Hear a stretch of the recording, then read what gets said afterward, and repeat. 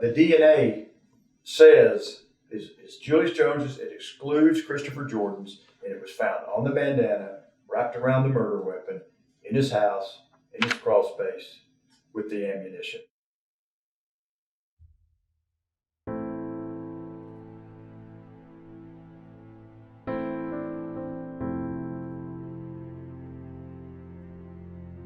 There's just this hard science of it, and after the defense demanded that they get the bandana out of the storage and have it tested at a laboratory of their choice, which turned out to be one of the premier DNA laboratories in the country, expecting it to come back, I think they expected Chris Jordan's DNA on it, and exonerate Julius Jones. They found Julius Jones's DNA as him as being the major contributor on the bandana, and there's a lot of science there that wasn't available back in the original trial, and it confirms that the DNA on the bandana, which was again found wrapped around the ballistics proven murder weapon in Julius Jones's room in his parents' home, and a magazine of ammunition was found in the doorbell chime in his home. Another magazine of the fitting the same .25 caliber gun. All of that put together with the DNA, but that DNA is proven to be his. Well, the defense attacks that and says that they have an expert that says there was a doubt that it was his DNA, but I have it on good authority from a forensic, a doctor of forensic sciences that used to be the head of the Quantico lab for the FBI, that now heads the forensic department at University of Central Oklahoma. He reviewed that evidence, and I can read it if you'd like me to. That says, well, first of all, they were saying that the 5 loci that they looked at wasn't enough to connect him to the bandana. But let me go back and get me smooth here. The DNA found on the bandana certified without a doubt that the chance of that not being the DNA of Julius Jones was equivalent 1 in 110 million U.S. African American males. So that's pretty strong odds right there. Wasn't it back in '99 that the total population of African American males was only 35 million? I think it was actually African Americans, but even if it is males. Weren't they testing to see if it was Chris Jordan?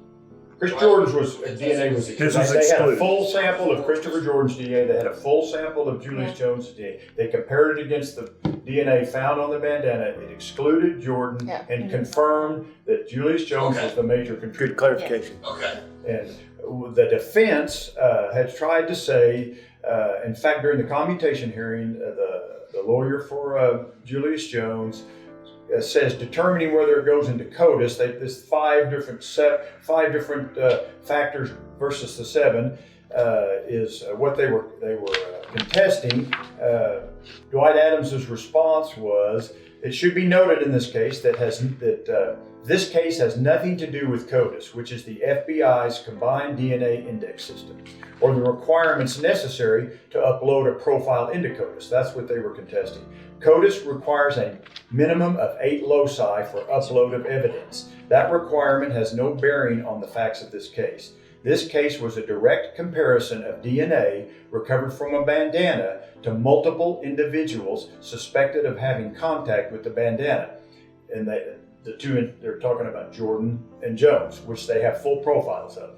I also took issue with the on-camera female's characterization that the results in this case are below the threshold of reliability that the FBI's quality assurance standards establish for determining whether or not there's a match.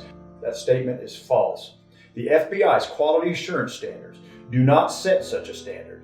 The QAS, in layman's terms, simply requires minimum education for analysts, proficiency testing, validation testing, and that a laboratory set procedures for casework and reporting results. It is up to the laboratory to determine what their procedure will allow in making determinations of a match and how DNA loci will be interpreted. If the laboratory has established guidelines, which Bode Laboratories, which was one very well known, he says, for calling all 7 loci and how they treat the 2 partial loci statistically, then it is acceptable in the QAS, which is the quality standards. So basically, they were comparing apples and oranges. They were trying to take one thing and take it out of context. Mr. Adams, Dr. Adams, was the FBI's original representative on the original DNA advisory board that established the quality assurance guidelines in 1998. So he actually sat on the board that established the guidelines that Julius Jones's defense is saying it did not qualify. Finally, the expert for the defense correctly points out in his report that Jones cannot be excluded as the major contributor for the DNI profile on the bandana. Statistically speaking, that's that 1 in 110 million.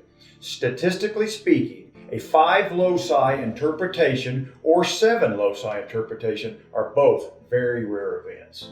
So if you clear the smoke, the DNA says it's Julius Jones's, it excludes Christopher Jordan's, and it was found on the bandana, wrapped around the murder weapon, in his house, in his crawl space, with the ammunition.